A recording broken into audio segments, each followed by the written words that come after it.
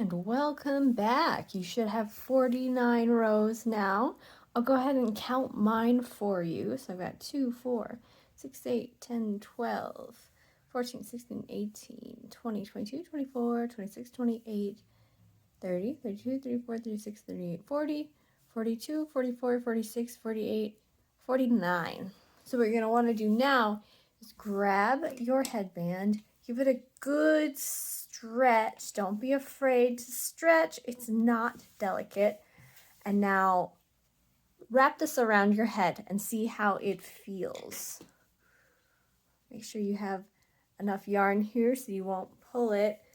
You want it to fit snugly, but you don't want it to be too snug. And if it's loose, it won't stay on your head. So you want it to be kind of snug. Now you're gonna need to add or decrease or keep the same number of rows depending on how it fits for you. Mine is actually fitting a little too loose, and it's kind of feeling like it should only be this long when I put it around my head.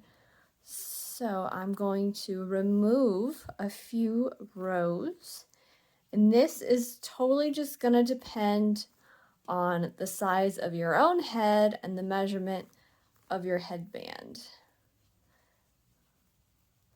So now that I've taken those off, I'm going to wrap it around my head again. And that's feeling like the right length. So it's time to finish off the headband. Now, if the headband's fitting too tightly, do more rows until it fits correctly. It doesn't really matter how many you add as long as it fits you the right way. All right, let me just hop in here for a second.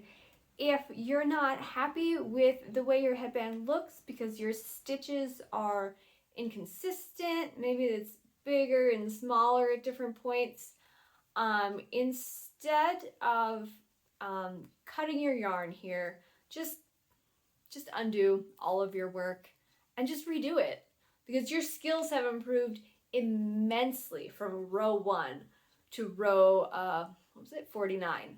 Like, so much. You're a much better crocheter now than you were 49 rows ago.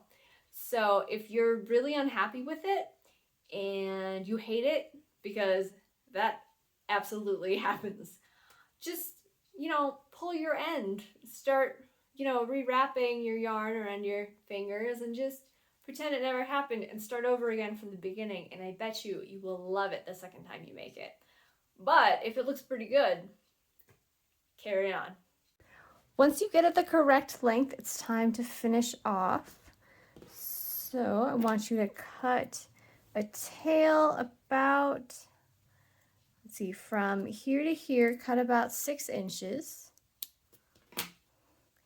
And then pull your loop, grab the tail, and pull that through the loop. So now grab your needle, go ahead and thread your needle. So an easy way to do this is to fold over the yarn and then kind of mush that through the eyelet. Take your 2 ends and hold them together like this. You want to make sure the outside of the lines is facing you. And what you're going to do is you're just going to do a whip stitch to sew these 2 sides together. You probably learned how to do this in like middle school home ec class. If not, I will show you. Go ahead and insert your needle into this stitch here. And then you're just going to go through here,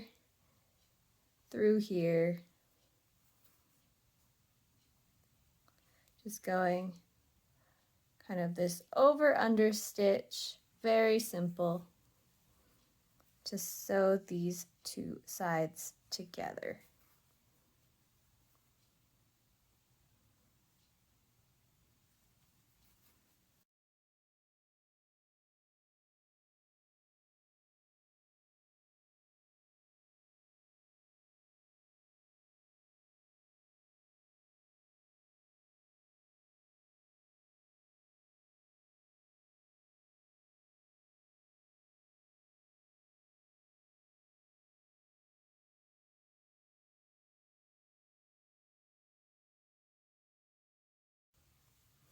And when you get to the end, go ahead and put it back through that stitch there, like this, to secure the end. And then flip it inside out.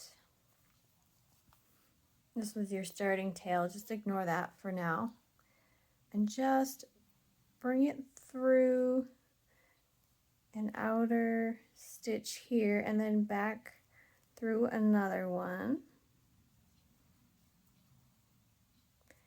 And then bring it through one more stitch.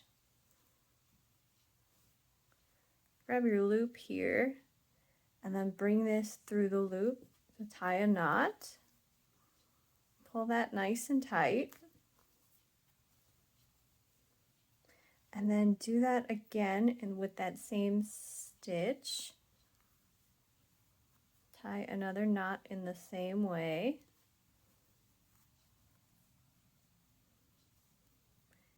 And then use your needle to just weave through these other stitches just to get that tail out of the way, and then you can cut it. And then with your original starting tail, you don't need to tie any knots, just weave it out of the way, going through some top loops here in the same way you did with the other tail. Just do a few like that, and you can just pull that through and cut that, get that out of the way.